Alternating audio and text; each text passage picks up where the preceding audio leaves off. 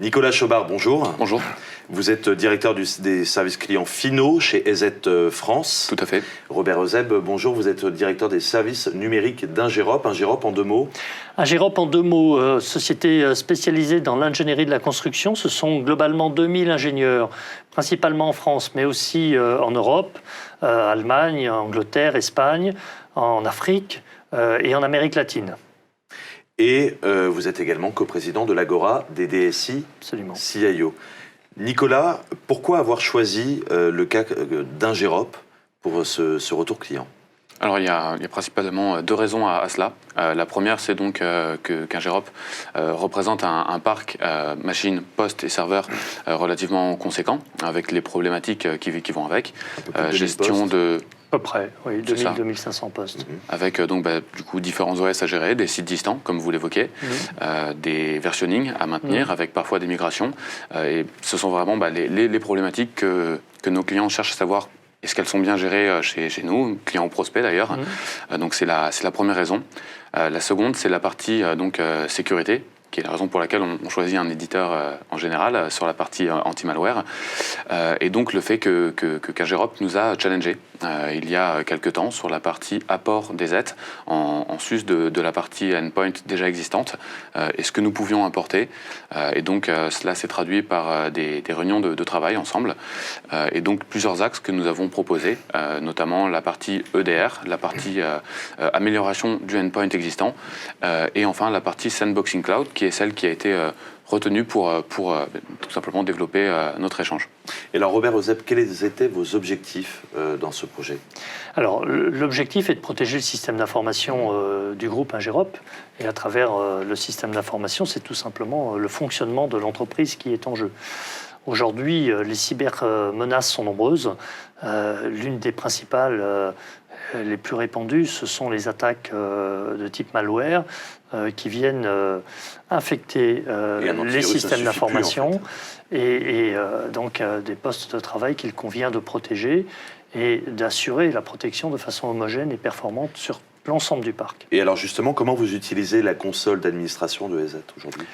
Alors, la console d'administration est effectivement un des éléments importants de l'offre d'EZ, puisqu'elle nous permet de contrôler en permanence, en temps réel, le niveau de complétude de la protection. Sur 2500 postes, avec un télétravail qui se multiplie, il est bien compliqué de s'assurer qu'effectivement les dernières versions des protections antivirales sont en place. Eh bien, cette console d'administration propose des fonctions de reporting, des fonctions d'analyse au niveau des protections antivirales qui nous alertent très rapidement lorsque un seul poste peut être défaillant ou en tout cas non protégé correctement. Et alors justement, dans le contexte actuel évolutif des nouvelles menaces, comment EZ a évolué ces dernières années et qu'attendez-vous d'une solution d'un éditeur cybersécurité aujourd'hui ?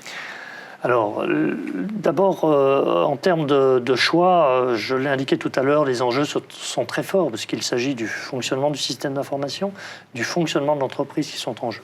Donc, il s'agit de sélectionner le fournisseur par rapport à la qualité technique de son offre, bien entendu, mais aussi à la capacité de nouer une relation avec cet éditeur, puisque en termes de cybermenaces, les choses sont très évolutives et ce qui peut être vrai en termes de critères techniques à un instant T est remis en cause très très rapidement. Et EZ vous permet d'aller ajouter justement des solutions complémentaires au fil du temps et des menaces qui apparaissent. Alors c'est cette relation que nous arrivons à nouer, notamment avec EZ, qui est un partenaire européen, il faut le souligner. Ils sont pas nombreux, mais ils existent.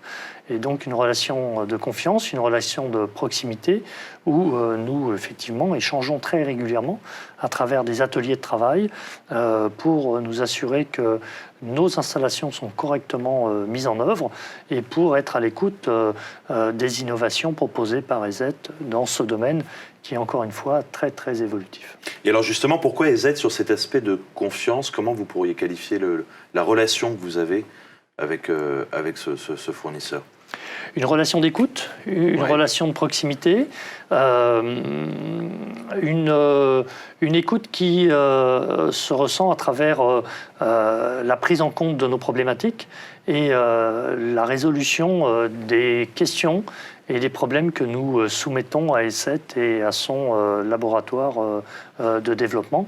Donc encore une fois, ce sont des ateliers que nous menons de façon mensuelle avec des points techniques très précis qui sont soumis et avec un suivi très régulier dans le temps qui nous permet de nous rencontrer tous les mois et de nous assurer qu'effectivement le suivi est correctement réalisé. Et justement, Nicolas, voilà, j'allais y venir. Pour vous, c'est important cette relation de confiance. Tout à fait, c'est important. C'est vraiment quelque chose que l'on veut garder et qui est important pour nous, que l'on a su développer, sur laquelle on travaille encore sur le développement pour toujours l'améliorer. Et c'est d'autant plus important pour nous que l'on sait que certains concurrents font le chemin inverse et vont se recentrer vraiment sur quelques comptes, les comptes à plus forte valeur. Et notre idée, c'est au contraire d'offrir cette proximité au travers d'une part de notre service support technique qui est en français, avec de la documentation technique en français, mais aussi le service client finaux. Et le but de ce service, c'est vraiment d'avoir un point d'entrée pour nos clients directement auprès de l'éditeur.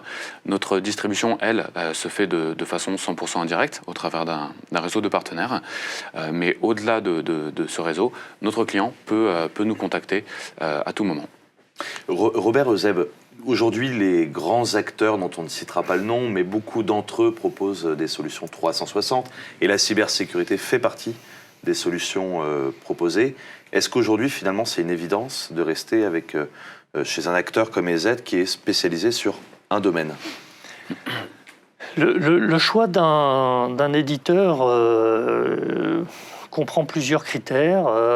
Parmi ces critères, il y a la qualité technique, il y a la capacité à nouer une relation, il y a à un moment donné la possibilité de nouer une relation qui soit une relation équilibrée.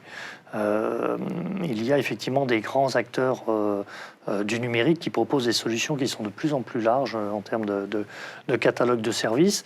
Je pense qu'il est important de veiller à ce que la relation reste équilibrée, que la réversibilité reste possible et que, à tout point de vue, à commencer par le point de vue financier, eh bien, nous puissions entretenir un dialogue qui soit un dialogue équilibré avec chacun des acteurs.